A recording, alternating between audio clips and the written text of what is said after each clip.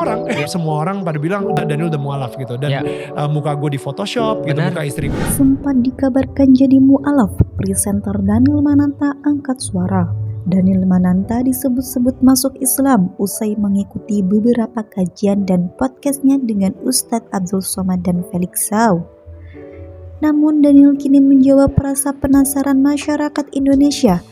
Ia menegaskan jika kedekatannya dengan Abdul Somad bukan berarti ia pindah agama.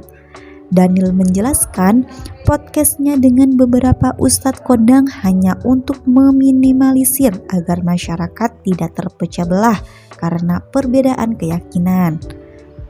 Yang Kristen takut diislamisasi, Islam takut dikristenisasi. Kalau kita berdua sama-sama takut, akhirnya kita benar-benar membangun sebuah tembok. Menurutnya masyarakat bisa terpecah belah lantaran punya ketakutan seseorang dituding pindah keyakinan. Lantaran dekat dan menjalin sosialisasi dengan orang yang berbeda keyakinan. Rasa takut itulah yang menurut Daniel akan membentuk tembok tinggi antara masyarakat yang berbeda keyakinan, hingga akhirnya terbentuk pikiran-pikiran negatif. Apa yang terjadi ketika gue ketemu sama Ustadz Abdul Somad sebagai teman aja, sama ketika gue ngobrol sama Felix Sau, tiba-tiba ditweet sama orang gitu dan muka gue di Photoshop gitu, muka istri gue di Photoshop, semua orang pada bilang Daniel udah mualaf. Kemudian kata Daniel, banyaknya berita hoaks terkait agama dan kaum minoritas semakin membelah masyarakat. Daniel menjelaskan jika hubungannya dengan Ustadz Abdul Somad sebatas pertemanan saja dan berbagi ilmu. Bukan berarti ia jadi mu'alaf usai berteman dengan Abdul Somad.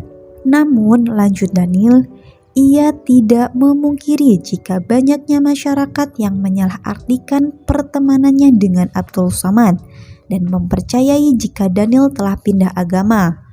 Bahkan, orang-orang terdekatnya ada yang percaya dengan berita hoaks tersebut. Berita hoaks itu tandas Daniel menjadi ketakutan baru bagi kaum minoritas, lantaran semua orang percaya jika ia benar-benar pindah keyakinan.